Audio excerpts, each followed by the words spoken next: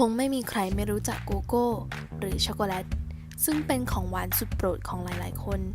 แต่มีใครรู้บ้างว่าแหล่งกำเนิดของโกโก้นั้นมาจากไหนก่อนอื่นเรามาดูกันก่อนว่ากว่าจะมาเป็นโกโก้ผงนั้นมีกระบวนการอย่างไรเริ่มมาจากแหล่งเพาะปลูกโกโก้โกโก้จะเจริญเติบโตได้ดีระหว่างขีดเส้น Tropic of Cancer และเส้น Tropic of Capricorn การเก็บเกี่ยวต้นโกโก้จะมีผลโกโก้ซึ่งภายในจะมีเมล็ดโกโก้ประมาณ 20-40 เมล็ด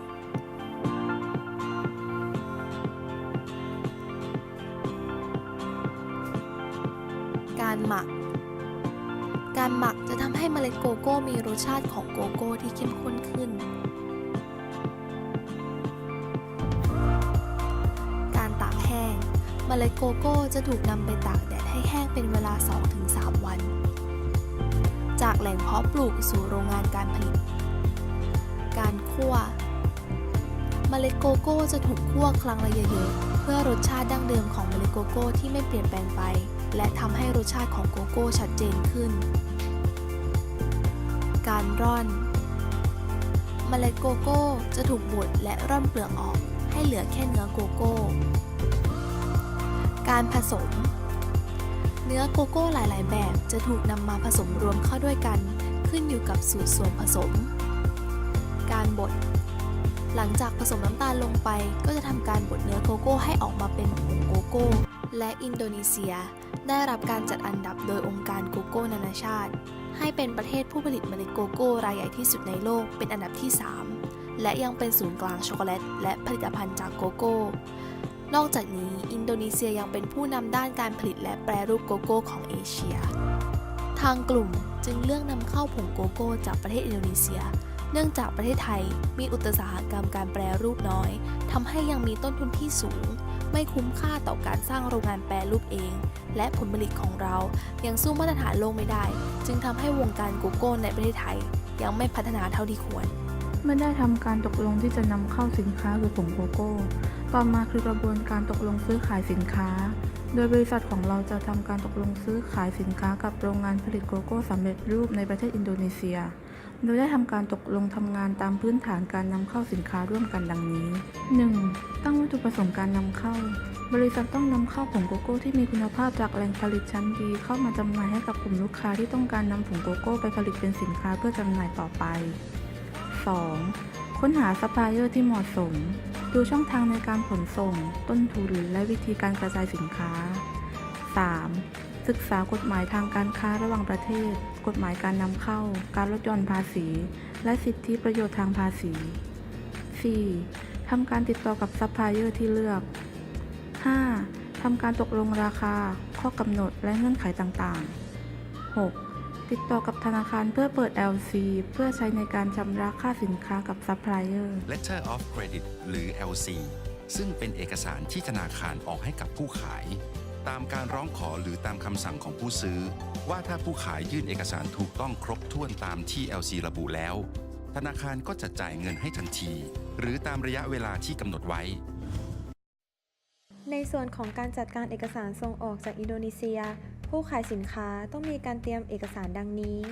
1. ใบขนสินค้าขาออก Export Entry เป็นเอกสารสำหรับแจ้งข้อมูลรายละเอียดสินค้า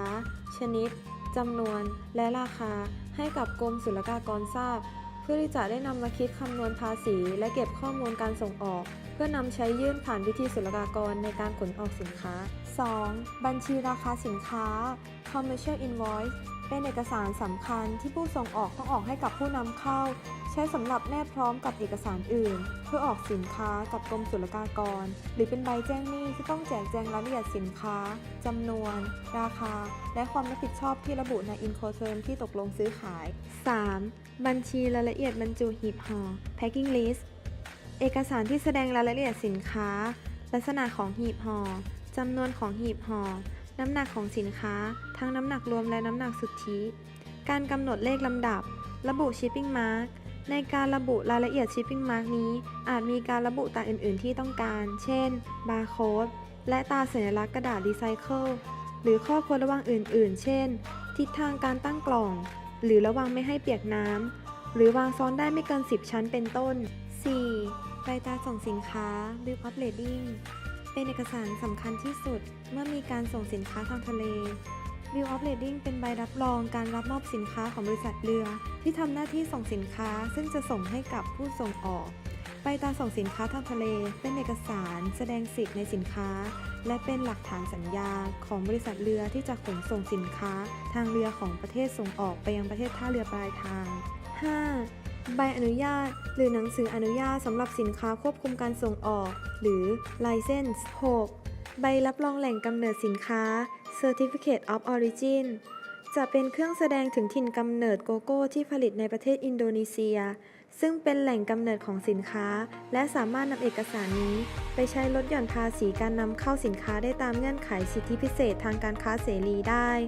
นอกจากนี้ใบรับรองแหล่งกำเนิดสินค้าจะใช้สำหรับการพิสูจน์ได้ว่าสินค้านั้นไม่ได้ขัดต่อกฎเกณฑ์การนำเข้าของประเทศนั้นๆด้วยซึ่งหนังสือรับรองแหล่งกำเนิดสินค้าเป็นแบบฟอร์มดีซึ่งเป็นหนังสือรับรองที่ออกให้แก่ผู้ส่งออกเพื่อใช้ในการขอรับสิทธิพิเศษตามความตกลงว่าด้วยการใช้อัตราภาษีศุลกากรพิเศษสำหรับเขตการค้าเสรีอาเซียนได้แก่ อินโดนีเซีย มาเลเซีย ฟิลิปปินส์ สิงคโปร์ ไทย บรูไน เวียดนาม ลาว พม่า และกัมพูชา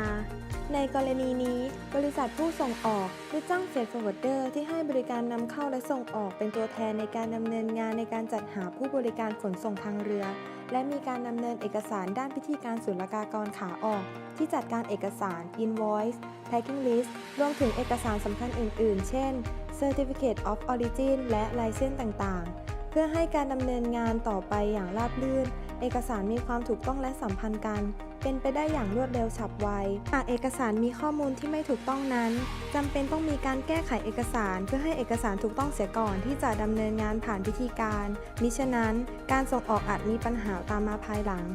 ทำให้เกิดความล่าช้าและค่าใช้จ่ายที่สิ้นเปลืองด้วย เนื่องจากประเทศอินโดนีเซียเป็นประเทศหมู่เกาะขนาดใหญ่จึงมีการขนส่งทางเรือในเกือบทุกส่วนของประเทศโดยท่าเรือสำคัญของอินโดนีเซียได้แก่ท่าเรือจาการ์ตาในการขนส่งสินค้าคือโกโก้ชนิดผงจะเลือกทำการขนส่งทางทะเลจากท่าเรือจาการ์ตา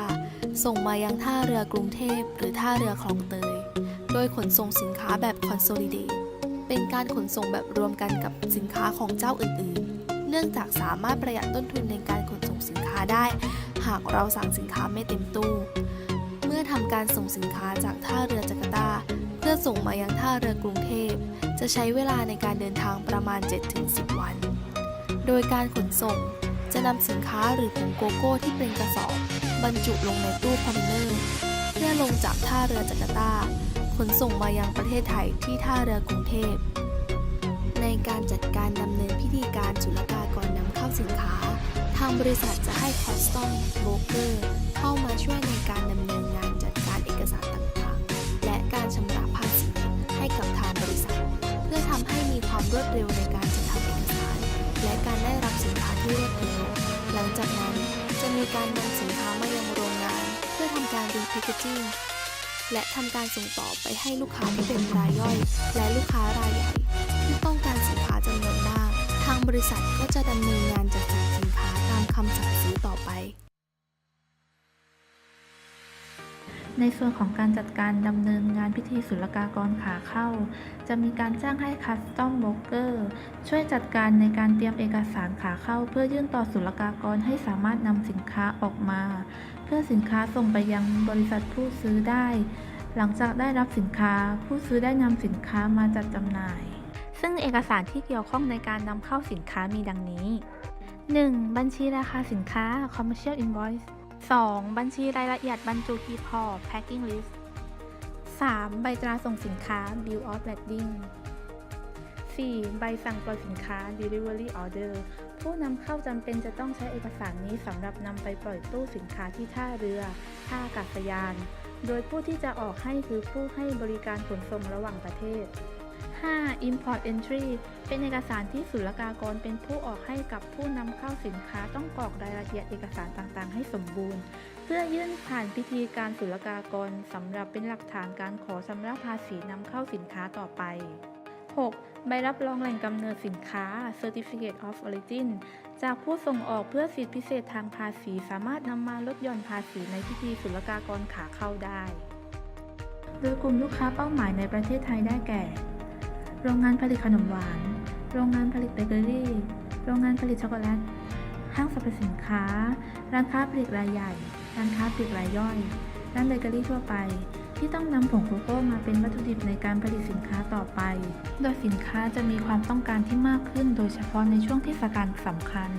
อาจมีการจัดเตรียมสินค้าให้เหมาะสมกับเทศกาลนั้นๆ ซึ่งทางบริษัทของเราจะทำการจัดส่งสินค้าให้แก่ลูกค้ากลุ่มต่างๆ ด้วยรถขนส่งสินค้าของเอกชนหรือบริษัทรับขนของ